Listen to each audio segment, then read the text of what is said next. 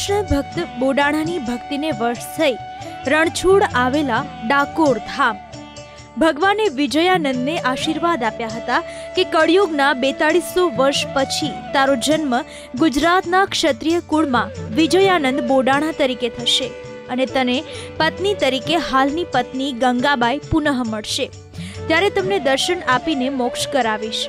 આ દંતકથાની ઉક્તિને સાચી પાડતા હોય તેમ ભગવાન શ્રી કૃષ્ણ બોડાણાની ભક્તિને વશ થઈને ડાકોરમાં પધાર્યા હતા. ભક્ત બોડાણાની ભક્તિ સાથે સાથે મહાભારત કાળ દરમિયાન ડંક ઋષિએ ભગવાન શ્રી કૃષ્ણને તત્કાલીન સમયે વસવાટ કરવા જણાવ્યું હતું, પરંતુ ભગવાન શ્રી કૃષ્ણ મૌન રહ્યા હતા.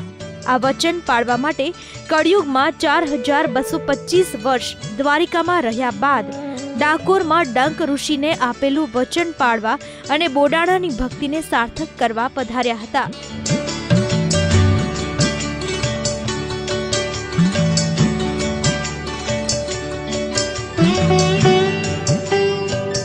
બોડાણાની દિવ્ય ભક્તિને વશ થયા શ્રી કૃષ્ણ ભગવાને આપેલ આશીર્વાદ મુજબ કળિયુગમાં વિજયાનંદનો જન્મ ડાકોરમાં બોડાણાના નામે રજપૂત કુળમાં થયો હતો.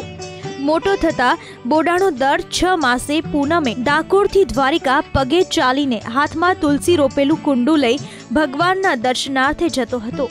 ભક્ત બોડાણાએ 72 વર્ષની ઉંમર સુધી રાબેતા મુજબ આ ક્રમ જાળવી રાખ્યો, પરંતુ ત્યારબાદ ઉંમરના કારણે તેમને તકલીફ પડવા લાગી.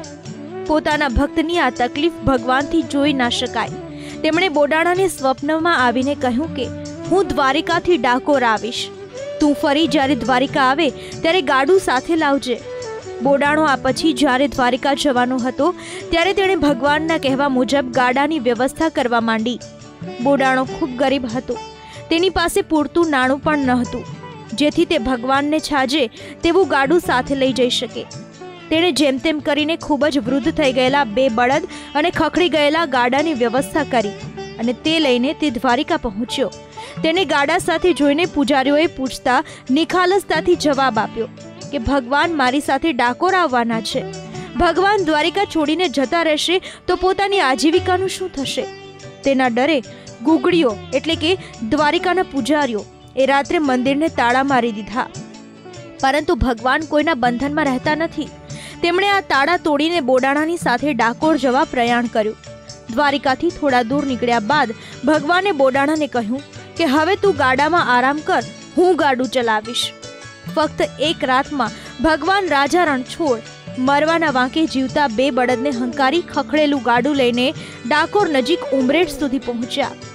ઉમરેઠ પહોંચતા સુધીમાં પ્રભાત થઈ ગયું હતું, તેથી કોઈ જોઈ ના જાય તે માટે ભગવાને ઉમરેઠની સીમમાં બિલેશ્વર મહાદેવ નજીક ગાડું ઊભું રાખ્યું.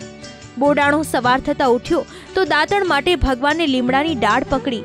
ભગવાનના સ્પર્શથી લીમડાની એક ડાળ મીઠી થઈ ગઈ. કહેવાય છે કે આ મીઠો લીમડો આજે પણ ડાકોરમાં જોવા મળે છે.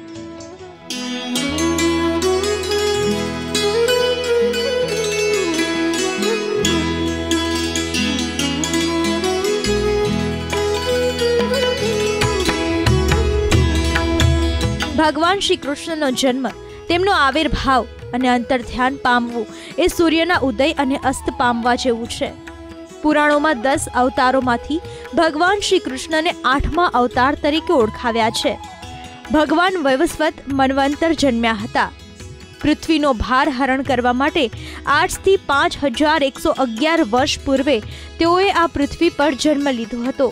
ત્યારબાદ 2535 વર્ષ પછી ભગવાન બુદ્ધનો જન્મ થયો હતો. ભગવાનના અવતારો 6 પ્રકારના હોય છે. તે પૈકી પરિપૂર્ણ અવતાર ભગવાન શ્રી કૃષ્ણનો હતો, જેના તેજમાં બધા તેજ લીન થઈ જાય તેવો અવતાર. એક કાર્ય માટે અવતાર ધારણ કરીને કરોડો કાર્ય કરે તે પરિપૂર્ણ અવતાર ગણાય.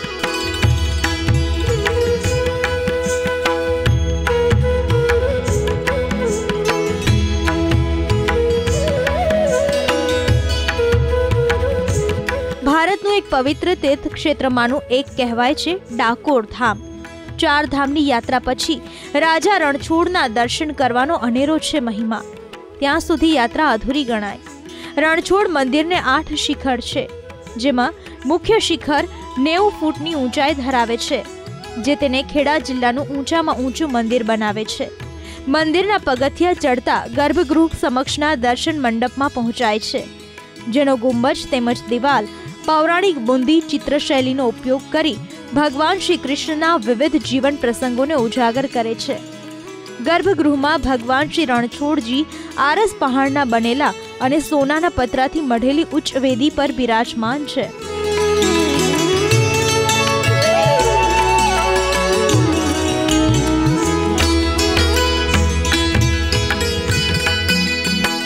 વર્ષ 1772 થયું હતું રણછોડરાય મંદિરનું લોકાર્પણ. ડાકોરમાંથી ગુગળીઓની વિદાય બાદ વર્ષો સુધી રણછોડજીની મૂર્તિ બોડાણાના ઘરે રહી. ત્યારબાદ ઘણા સમય સુધી ડાકોરના કાપડ બજાર સ્થિત લક્ષ્મીજી મંદિરમાં તેની પૂજન વિધિ થતી હતી. હાલના રણછોડજી મંદિરનું શ્રેય શ્રી ગોપાલરાવ તાંબવેકરને ફાળે જાય છે, કે જેઓ તત્કાલીન વડોદરાના રાજા શ્રીમંત ગાયકવાડના શ્રોફ હતા. તેઓ જ્યારે સંઘલઈ પુણેથી દ્વારિકા ભગવાન દ્વારિકાધીશના દર્શને જતા હતા, ત્યારે એક રાત્રે સ્વપ્નમાં ભગવાનના દર્શન થયા અને ભગવાને પોતાના સ્થળાંતરની વિગત જણાવી. આથી દ્વારિકાની યાત્રા પડતી રાખી તેઓ ડાકોર આવ્યા, જ્યાં ભગવાન શ્રી રણછોડના દર્શન કર્યા અને હાલના મંદિર માટે જમીન ખરીદી બાંધકામ શરૂ કરાવ્યું. 1772ની સાલમાં રણછોડજી મંદિરનું લોકાર્પણ થયું, જે તે સમયે રૂપિયા 1 લાખના ખર્ચે તૈયાર થયું હતું.